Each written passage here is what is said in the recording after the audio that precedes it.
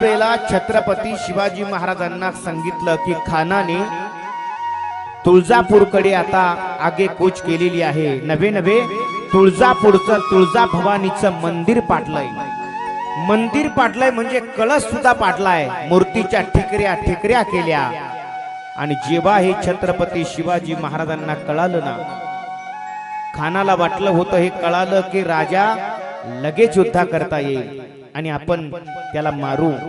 पण छत्रपती शिवाजी महाराजांना जेव्हा कळालं, महाराजांच्या मुठी आवळल्या। बस महाराजांनी काहीच आज्ञा दिली नाही, फक्त एक शब्द महाराज बोलले होते, काय? आता खान जगणार नाही। हा शब्द राजांच्या मुखातून गेला होता आणि बस 1 वर्ष वाट पाहिली। इतका संयम राखला की माझ्या तुळजा भवानीचं आराध्य मातेचं मंदिर ज्या या 32 दाताच्या बोकडानं पाडलंय, त्या खानाला लगेच मारण्याची आज्ञा नाही दिली। संयम राखला। नेताजी पालकरला बरोबर घेऊन 1 वर्ष रणनीती आखली आणि 20,000ची फौज घेऊन आलेला तो खान, त्याचे 20 सैनिक सुद्धा त्याचे परत विजापूरला माघारी जाऊ दिली नाही। इथंच याच भूमीमध्ये त्या खानाचं थडकं बांधलं। याचं कारण संयम धरून काम केलं। संयम धरला पाहिजे माणसानं, आणि नाही संयम धरला तर मग काय होतं सांगू का तुम्हाला?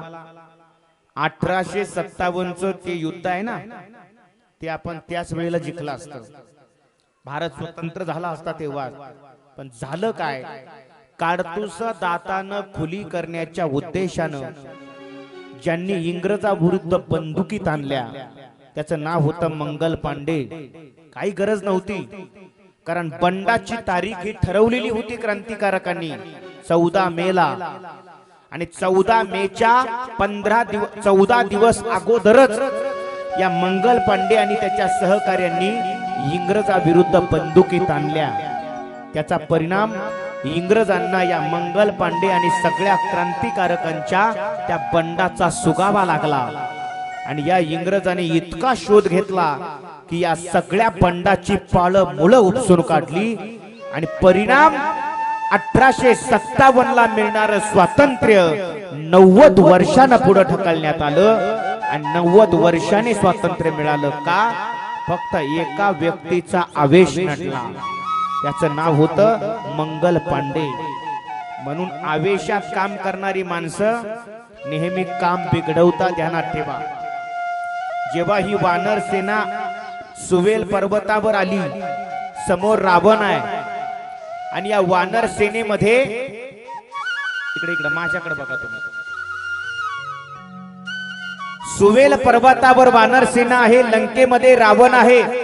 आणि जेव्हा सुग्रीवाने रावणाला पाहिलं, या पापी रावणानं माझ्या जगज्जननीला पळवून आणलंय, सुग्रीवाला राग आला आणि अशी उडी घेतली रावणाच्या अंगावर।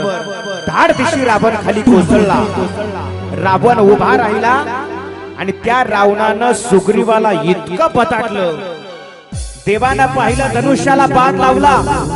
कधी सुग्रीव समोर येतोय, कधी रावण येतोय, देवाला बाण मारता येईना। आणि अशा वेळेला भगवंताने काय करावं कळेना। सुग्रीवानं विचार केला, आपला मृत्यू आता इथं ठरलेला आहे। त्याच वेळेला सुग्रीवाने रावणाच्या नाकाला इतका कडकडून चाबा घेतला, रावण हताश झाला। आणि सुग्रीवानं जे तिथून धूम ठोकली, डायरेक्ट प्रभू रामचंद्राच्या जवळच आली। रामप्रभूंनी विचारलं होतं, सुग्रीवजी हे काय केलं तुम्ही? सांगितलं, प्रभू त्या पापी रावणानं सीता मातेला पळवलं, त्याला पाहिल्याबरोबर माझ्या तळपायाची आग मस्तकाला गेली, मी स्वतःला रोखू शकलो नाही। रामप्रभू सांगतात, सुग्रीवजी यदा कदाचित त्याच्यामध्ये जर तुमचा प्राण गेला असता तर तुमच्या वानर समूहाचा काय झालं असतं? कारण तुम्ही वानर समूहाचे राजे आहात। म्हणून ध्यानात ठेवा, असले आवेशामध्ये कार्य करणारे कार्यकर्ते काम बिघडवत असतात। म्हणून एक वाक्य माझं ध्यानात ठेवा, कार्यकर्त्याच्या अंतःकरणात ज्वालामुखी असला पाहिजे, पण कार्यकर्त्याच्या डोक्यात मात्र बर्फच असला पाहिजे बरं का, तरच काम पूर्णत्वाला जात असतात। म्हणून अंतःकरणात तुमच्या ज्वालामुखी असू द्या, पण डोक्यात बर्फ ठेवत जा आणि आपले कार्य पूर्ण करण्यासाठी वाटचाल करत राहा.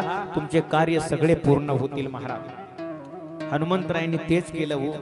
ज्वालामुखी होता अंतःकरणात, पण डोक्यामध्ये बर्फ ठेवला आणि हळूहळू संयम ठेवून कामं केली आणि संयम ठेवून कामं केल्यामुळे आज काम पूर्णत्वाला जात आहे. रावणानं सांगितलं, ऐका शांत बसायचं शांत. रावणानं आदेश दिला, या वानराच्या शेपटीला आग लावा. याला याची शेपूट प्रिय आहे ना, मग याच्या शेपटीला आग लावा. तसा जयघोष झाला आणि तसे रावणाच्या नगरीतले सगळे व्यापारी लोक पुढे यायला लागले. कुणी कापडाचा व्यापारी पुरा आला. शेपटीला लावायला कापड आपल्या दुकानातनं 2 तागे आपले. दुसरा दुकानदार म्हणायचा 4 तागे आपले. तिसरा दुकानदार म्हटला 2 तेलाचे डबे आमचे.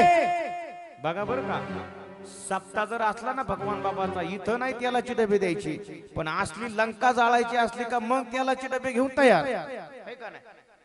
भगवान बाबाच्या सप्ताहाला देत जा, तुम्हाला कमी पडणार नाही, आयुष्यात कमी नाही. तिथं तेलाचे डबे देणारे भरपूर होते लंका जाळण्याकरिता.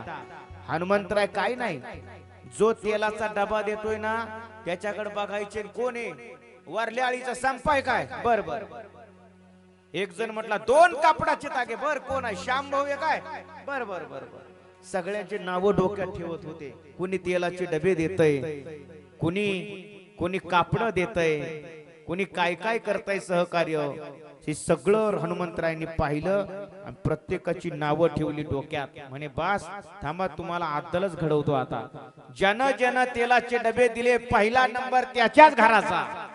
आणि महाराज हनुमंतरायांनी सांगितलं लावा आग. आता हे हनुमंतरायाच्या शेपटीला आग लावणार आहे. आता थोड्याच वेळात आग लावण्याचं काम होणार आहे. फक्त मध्ये रस्ता द्यायचा तुम्ही. आणि हे बघा, उठून कोणीच उभं राहायचं नाही. शूटिंग वाले पोरं कोणीच उभं राहायचं नाही. बाजूला उभं राहायचं, शूटिंग काढायची. मध्ये कोणीच यायचं नाही. इथं पाण्याची बादली आणली ना हा, नाही तर आपली बी लंकाच आहे. पण आपली लंका अशी अधर्मानं कमावलेली नाही. नारायण डोहकरांच्या दानातून निर्माण झालेलं हे नगर आहे, वैभव आहे. म्हणून आपल्या वैभवाला भीती नाहीये, ध्यानात ठेवा. भगवान बाबा पाठी राखायत आपली. पण ऐका, आता ही रावणाची लंका धू धू करत जळणार आहे. हनुमंतरायाचं आगमन थोड्याच वेळामध्ये होणार आहे. सर्वांनी हनुमंतरायाचं आगमन झालं की टाळ्यांचा कडकडाट करायचा आणि घोष करायचा.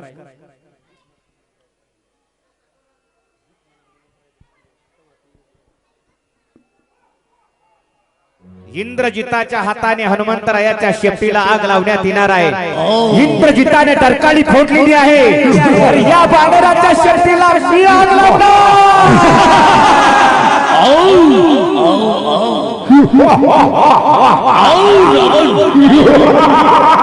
तुम्हारा ही इंतजार था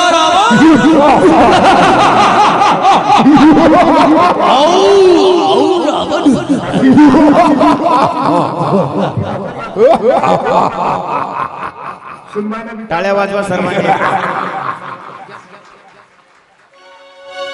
वा वा वा वा.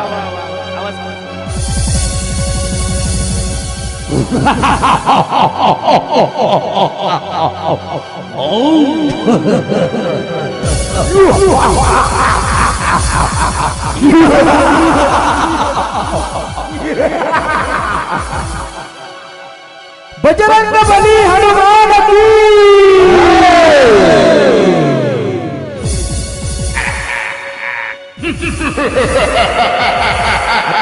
आता लंका जाळण्यात येणार आहे. सर्वांनी टाळ्या वाजवायच्या आहेत.